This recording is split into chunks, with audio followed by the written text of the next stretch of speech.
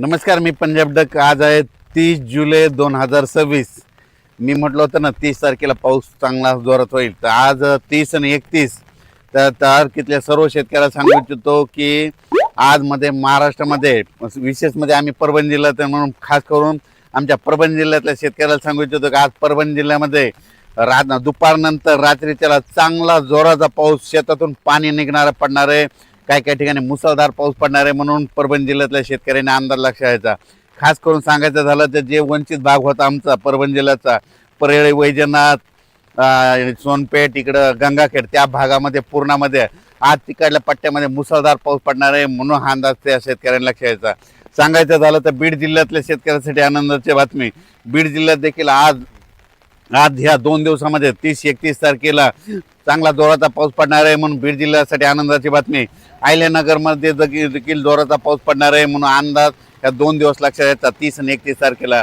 त्याच्यानंतर सोलापूर जिल्ह्यासाठी आनंदाची बातमी. धाराशिव जिल्हा, लातूर जिल्हा आणि सांगली जिल्हा ह्या 4 जिल्ह्यामध्ये आज देखील म्हणजे 30 आणि 31 तारखेला जोराचा पाऊस पडणार आहे, म्हणून अंदाज त्यांनी देखील लक्षात द्यायचा. त्याच्यानंतर सांगायचं झालं तर जालना जिल्ह्यासाठी आनंदाची बातमी. जालना जिल्ह्यात देखील आज दुपारनंतर शेतातून पाणी बाहेर निघणारा असा ठिकठिकाणी पाऊस पडणार आहे, म्हणून त्यांनी देखील अंदाज लक्षात घ्यायचा. त्याच्यानंतर संभाजीनगर जिल्ह्यात जोराचा पाऊस पडणार आहे, म्हणून हा अंदाज लक्षात घ्यायचा. पण पूर्व विदर्भ आणि पश्चिम विदर्भ 6-5-11 जिल्ह्यामध्ये वर्धा, नागपूर, भंडारा, गोंदिया, चंद्रपूर, यवतमाळ, वाशिम, हिंगोली, बुलढाणा, अकोला, अमरावती, जळगाव, जामोद, घाटाच्या खाली, रावेर, त्याच्यानंतर पाचोरा, त्याच्यानंतर धुळे, नंदुरबार आणि नाशिक ह्या पट्ट्यामध्ये आज 30 आणि 31 तारखेला चांगला जोराचा पाऊस पडणार आहे. ठिकठिकाणी मुसळधार पाऊस पडेल, काही ठिकाणी अतिवृष्टी होणार आहे, म्हणून हा अंदाज त्या शेतकऱ्यांनी लक्षात घ्यायचा. त्याच्यानंतर सांगायचं मुंबई कोकणपट्टीचा ते पाऊस सारखा चालू राहणार आहे, म्हणून ते देखील लक्षात घ्यायचं.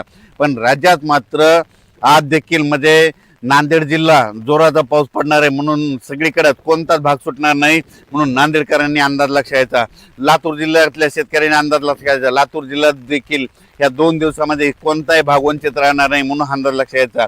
सोलापूर जिल्ह्यात देखील 30-31 तारखेला देखील सगळीकडे पाऊस पडणार आहे, कोणताच भाग वंचित राहणार नाही, म्हणून हा अंदाज लक्षात घ्यायचा. त्याच्यानंतर बीड जिल्ह्यात देखील आज दुपारनंतर चांगला जोराचा पाऊस पडणार आहे, म्हणून हा अंदाज लक्षात 2 दिवस. आणि राज्यातल्या सर्व शेतकऱ्याला सांगितलं, बऱ्याच शेतकऱ्याचे फोन आले आणि टेक्स्ट मेसेज पडला की हे पाऊस कधी कमी होणार आहे. तर जे डाळिंब शेतकरी त्यांच्यासाठी आनंदाची बातमी की 1 तारखेला म्हणजे 1 ऑगस्टला सूर्यदर्शन होणार आहे, 2 तारखेला आणखीन सूर्यदर्शन होणार आहे, म्हणून अंदाज लक्षात द्यायचा. त्याच्यानंतर 1, 2, 3 ऑगस्टला देखील राज्यात सूर्योदय असताना काय होणार आहे, स्थानिक वातावरण तयार होऊन ठिकठिकाणी मराठवाड्यामध्ये देखील पाऊस पडणार आहे, म्हणून अंदाज लक्षात घ्यायचा. सोलापूर जिल्ह्यात देखील पाऊस पडणार आहे, म्हणून अंदाज लक्षात घ्यायचा. लातूर जिल्हा, बीड जिल्हा, जालना जिल्हा, संभाजीनगर आणि विदर्भ ह्या पट्ट्यामध्ये 1, 2, 3 मध्ये स्थानिक वातावरण तयार होऊन 1, 2, 3, 4 ऑगस्टपर्यंत पाऊस पडणार आहे, म्हणून अंदाज लक्षात घ्यायचा. ज्या जिल्ह्यात अतिवृष्टी होणार आहे, मुसळधार पाऊस पडणार आहे, त्या जिल्ह्यात सांगतो, पण ते संपूर्ण जिल्हा धरणार नाही, फक्त काही भागच धरणार आहे, म्हणून त्याला ते जिल्ह्याचे नाव सांगतो. परभणी जिल्ह्यात देखील ह्या 2 दिवसात आज आणि उद्या मुसळधार पाऊस पडणार आहे. सगळीकडे नाही पडणार, फक्त काही भागातच पडणार, म्हणून अंदाज लक्षात घ्यायचा. बीड जिल्ह्यात देखील मुसळधार पाऊस पडणार आहे. जालना जिल्ह्यात देखील मुसळधार पाऊस पडणार आहे. त्याच्यानंतर जळगाव जिल्ह्यात देखील पडणार आहे. धुळे, नंदुरबार, नाशिक, त्याच्यानंतर इकडं बुलढाणा जिल्ह्यात जास्त मुसळधार पडणार आहे, म्हणून अंदाज लक्षात घ्यायचा. त्याच्यानंतर अकोला, अमरावती, वाशिम, हिंगोली ह्या जिल्ह्यात देखील मुसळधार पाऊस पडणार आहे. नांदेड जिल्ह्यात देखील आहे, यवतमाळकडे देखील आहे, नागपूर, वर्धा, भंडारा, गोंदिया त्या परिसरात आहे, म्हणून हे लक्षात घ्यायचं. फक्त तुम्हाला सांगतो, मुसळधार पाऊस जिल्ह्याचे नाव जर सांगितलं परभणी जिल्हा, तर हे परभणी जिल्ह्यामध्ये 848 गावं येतं.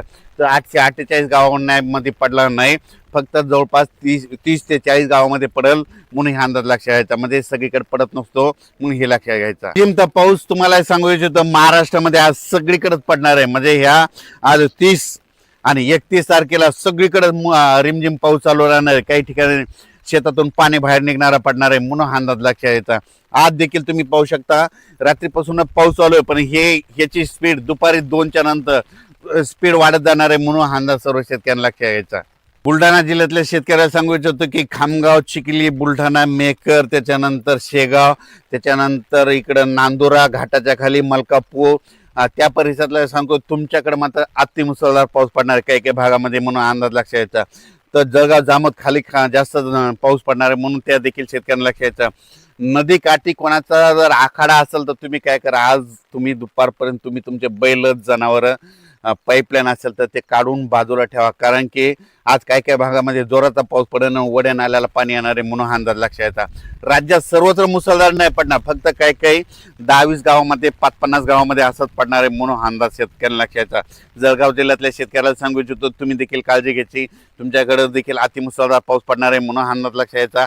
धुळे, नंदुरबार देखील नंदुरबार जिल्ह्यातून खास करून, कारण की सगळ्यात महाराष्ट्रामध्ये सगळीकडे पाऊस पडला. नंदुरबार, धुळे, सोलापूर, धाराशिव, बीड आणि नांदेड ह्या जिल्ह्यात पडला नव्हता. मग आज ते जिल्हे देखील वंचित राहणार नाही ह्या 2 दिवसात म्हणून हा अंदाज सर्व शेतकऱ्यांना लक्षात यायचा. त्याच्यानंतर मुंबई, नाशिक, कोल्हापूर म्हणजे रत्नागिरीपासून पालघरपर्यंत ते पट्ट्यातला पाऊस कायम सुरू राहील. महाबळेश्वरचा देखील पाऊस सुरूच राहील. पुण्याकडे देखील आज पाऊस सुरू होईल म्हणून हा अंदाज लक्षात यायचा. त्याच्यानंतर कोल्हापूरकडे देखील म्हणजे पश्चिम महाराष्ट्रात सरी राहतील म्हणून हे देखील लक्षात घ्यायचं. मात्र 1 ऑगस्ट, 2 ऑगस्ट, 3 आणि 4 ऑगस्टच्या दरम्यान